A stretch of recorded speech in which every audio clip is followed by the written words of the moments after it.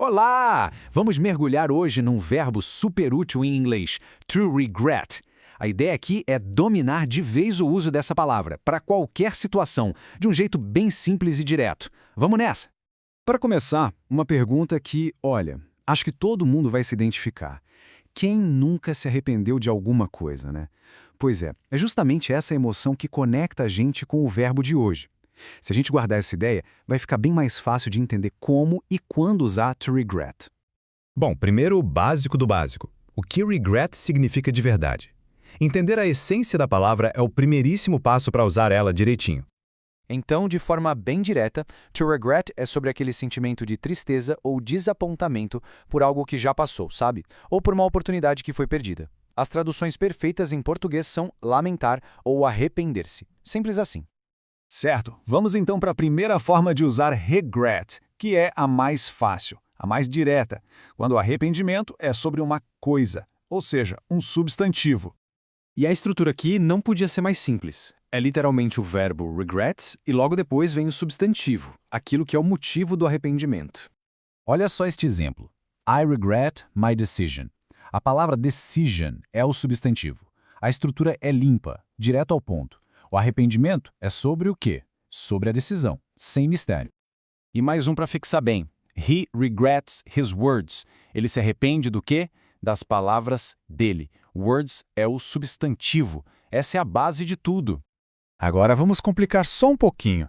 E se o arrependimento não for sobre uma coisa, mas sim sobre uma ação que aconteceu no passado? Como a gente expressa isso? Então, para falar de arrependimento sobre ações que já passaram, a regra é muito clara. O verbo que vem depois de regret precisa estar no gerúndio, ou seja, tem que terminar em ing. Repara nesse exemplo. I regret saying that. O arrependimento é sobre a ação de ter dito alguma coisa. Por isso a gente usa saying, com ing. É interessante notar que em português a gente traduz como me arrependo de ter dito isso. Mais um exemplo bem prático. They regret leaving early. O arrependimento é sobre a ação de sair cedo. Então, usamos leaving. Essa forma é extremamente comum no inglês do dia a dia. Certo.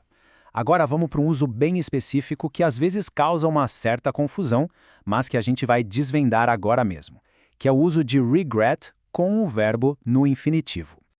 Ok, atenção aqui porque este ponto é talvez o mais importante. É a grande virada de chave. Recapitulando rapidinho. Regret mais wing serve para lamentar algo que já aconteceu. O foco está no passado. Já o regret, seguido de to mais o verbo, é outra história.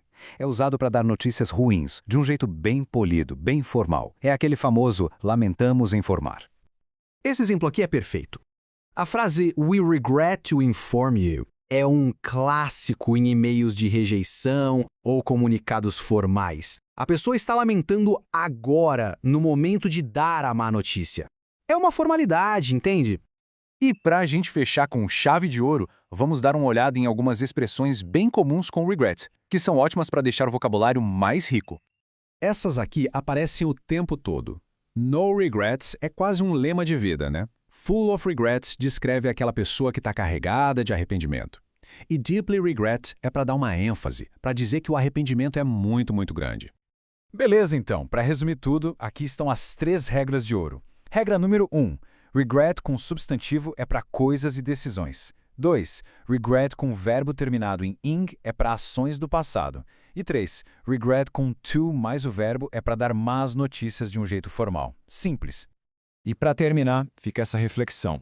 Com tudo isso em mente, como daria para usar regret a partir de agora? Pensar em como aplicar o que se aprende é o melhor jeito de fixar o conhecimento. Espero que essa análise tenha ajudado. Até a próxima.